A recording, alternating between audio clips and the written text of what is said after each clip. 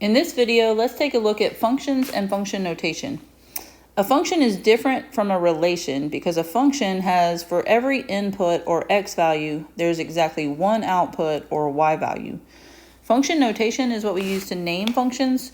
Two popular names of functions are f of x and g of x.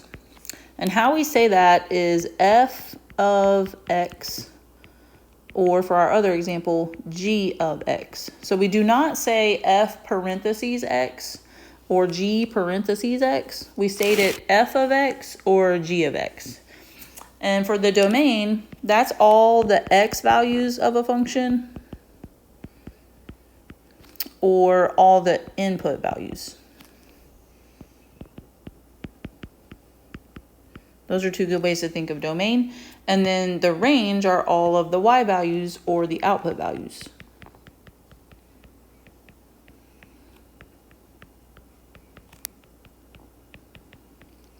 And then a simple trick to help keep these straight is think about x and y. So x and y are in alphabetical order, and domain goes with x and range goes with y. So it helps you remember that in alphabetical order, D goes with X and R goes with Y, and domain are your X values and range are your Y values. So that might be a little trick to just help you keep them straight if you get them mixed up. Now let's look at some examples at the bottom of the page of whether or not these represent a function. So number one, we have input values and output values. Let's examine if every input has exactly one output.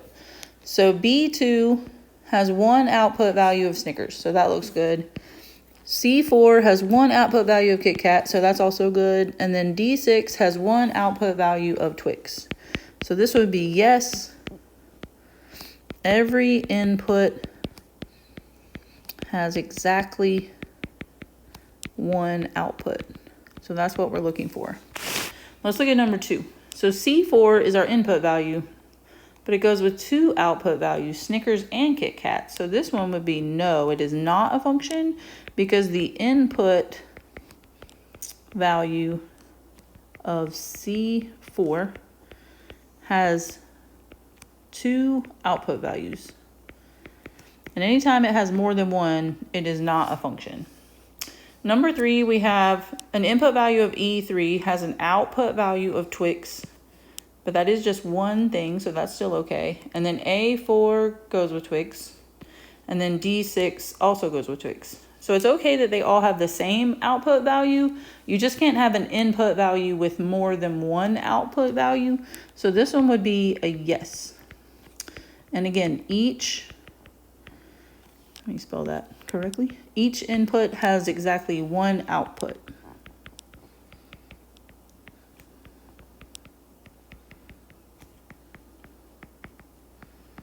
All right, let's look at a few more.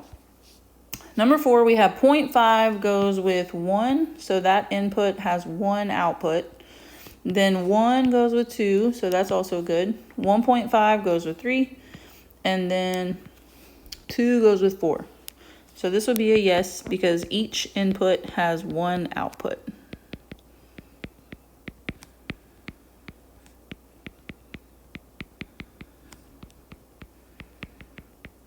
All right, let's look at the next example. If the input is age in years and the output is height in inches, would that be a function?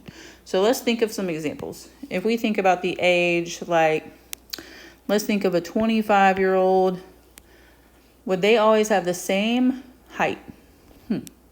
Definitely not. There's definitely 25-year-olds that might be like 70 inches tall. Some could be 60 inches tall. So then that rules that out because a 25-year-old could definitely be different heights.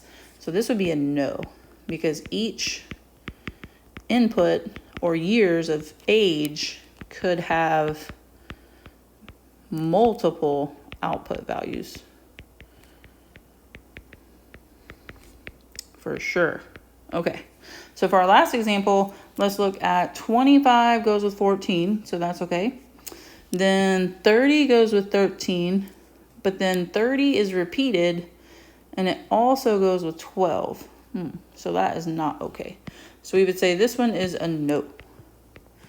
The input input value of 30 has 2 output values is the specific reason this is not a function. All right, so those are some examples of what makes something a function versus not a function.